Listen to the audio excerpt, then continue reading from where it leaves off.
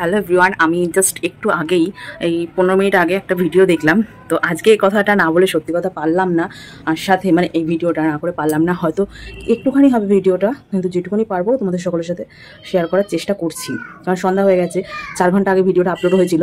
এখন আমি সোজা বলে দিচ্ছি শিল্পী দিদিভাইকে নিয়ে। যবে থেকে আমি বলছি ম্যান্ডির মায়ের সাথে তার ভিডিও দেখেছি বা এই সমস্ত কাণ্ড কারখানা দেখি, তবে থেকে মেনলি আমি শিল্পীদির ভিডিও মানে শিল্পী দিদিভাই আমার সত্যি একটা পছন্দের ক্রিয়েটার।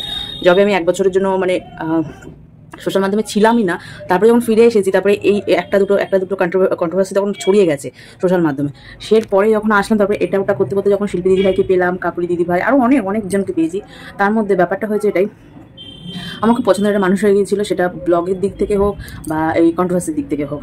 কিন্তু ভিডিও না দেখি সমস্ত ঠিক আছে, কিন্তু তাকে আমি এখনও প্রায় 1 বছর হয়ে গেল তাকে আমি কোনো কমেন্ট করি না, সত্যি কথা যেটা। মধ্যে একটা ভিডিও নামিয়ে যেন দিদিভাইকে নিয়ে, মানে শিল্পী দিদিভাইকে নিয়ে, ম্যান্ডির ব্যাপার নিয়ে। কিন্তু আজকে যে কথাটা বলবো আমি বাধ্য হচ্ছি যে এটা হওয়ারই ছিল, শিল্পী দিদিভাইয়ের এটা শোনা দরকারই ছিল। কারণ আমি ভীষণ খারাপ লেগেছিলো যখন দেখেছিলাম ম্যান্ডির মায়ের সাথে ওকে, মানে দিদিভাইকে, মানে শিল্পী দিদিভাইকে। তো আজকে স্ক্রিনশট দিয়ে ম্যান্ডির মা দেখলাম দিদিভাই মানে শিল্পী দিদিভাই এখনও ভিডিও নামায়নি, কিন্তু হয়তো নামাতেও পারে, সেই ভিডিওটা দেখার অপেক্ষায় তো রইলাম। জাস্ট মেন্ডিকে নিয়ে বানালো ভিডিওটা। আর আমি সন্ধ্যাবেলা জাস্ট চোখে মুখে জলটা দিয়ে এসে বসে পড়েছি, কারণ এখন সন্ধ্যা 6:30 বাজে, বর্মশা আসার টাইম হয়ে গেছে।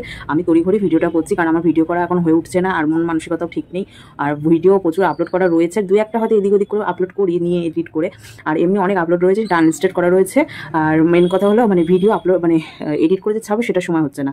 আর সেই সারাদিন বলতে গেলে খবরের দিকে আমি এতটা ফোকাস করি এখন, মানে দেখছি যে আমি এই সমস্ত টাইপের করছি না। মানে সত্যি কথা বলতে আমাদের বাড়ি থেকে এই যে ঘটনাটা ঘটেছে, আমাদের বাড়ি থেকে তো বেশি দূরের ডিস্টেন্স না, তো সেহেতু তো আমাদের খবরটা এমনভাবে মানে ওর নেশায় পড়ে গেছি না, মানে কি হয় মানে এরকম একটা ব্যাপার।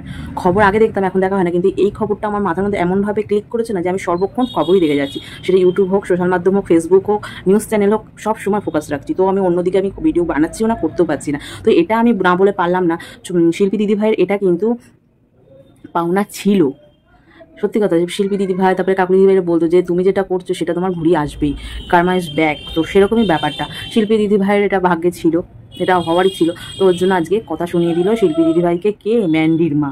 তো ম্যান্ডির মা কমেন্ট বক্সও দেখেছি বেশ ভালো করে, কিন্তু আবার লাস্টে আবার কি বললো যে বমি করে ছড়িয়ে যে কেউ দেখা নেই, এদিকে মেয়ে সাপাই গাইতে বসেছে, ওই বলছে আমারই তো মেয়ে, আরে বাবা মা একজন, তাও বলছে আবার কি সোশ্যাল মাধ্যম কি ইউটিউবার রে, আমার স্বামীটা মরে গেল, আরও 2 বছর যদি বাঁচতে, এরকম সামনে কিছু একটা বলছিল। যাই হোক, আমি ওর কথা মানে গায়ে লাগাচ্ছি, কিন্তু আমি বুঝতে পেরেছি শিল্পী দিদিভাইকে বলেছে, আর স্ক্রিনশটও দিয়েছে, আর ছবি দিয়েছে, আর কত কথা বলেছে যে কী সব মানে উনি ওনার স্বামী মারা গেছে, মানে ম্যান্ডির বাবা মারা গেছে, তখন ওই এসেছিল, এই সমস্ত কিছু অনেক কিছু। আমি যারা ভিডিও দেখেছো, আর যদি না দেখে থাকো তো যাও আমার তরফ থেকে যে ভিডিও যারা দেখছো তারা গিয়ে দেখে আসতে পারো ম্যান্ডির মা কী বলছে।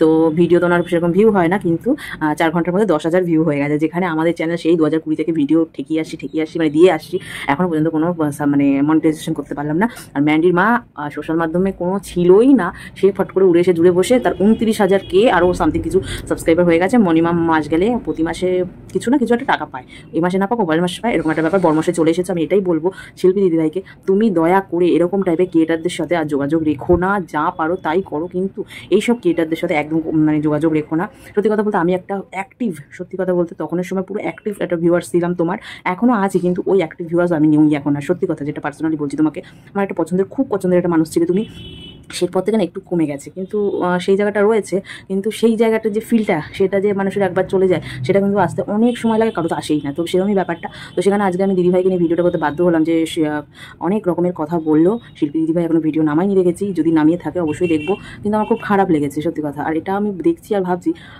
ম্যান্ডির মা অনেক কথা বললো ম্যান্ডিকে নিয়ে, আর সত্যি অদ্ভুত ব্যাপার। আমার খুব মানে রাগ উঠছে, হাসিও পাচ্ছে, আবার ভাবছি সত্যি এসে কত সুন্দর বুলি ঝাড়ছে, মেয়ের নামে বুলি ঝাড়ছে, নিজের নামে, নিজের স্বামীর নামে বুলি ঝাড়ছে। সোশ্যাল মাধ্যমে এসে তোমরা মানে নিজেদের কেচ্চা কাহিনী বেঁচে খাচ্ছ, কেচ্চা কাহিনী পেরাই লোকেরই এখনো থাকে, কম নয় বেশি, সেখানে তোমরা তো মানে ওপেন প্ল্যাটফর্মে ছড়িয়ে ছিটিয়ে সেটাকে নিয়ে খাচ্ছ, তো মানুষ দুটো বললেই দোষ হয়ে যায়, তাই না? কিছু বলার নেই, জাস্ট একদম থার্ড ক্লাস।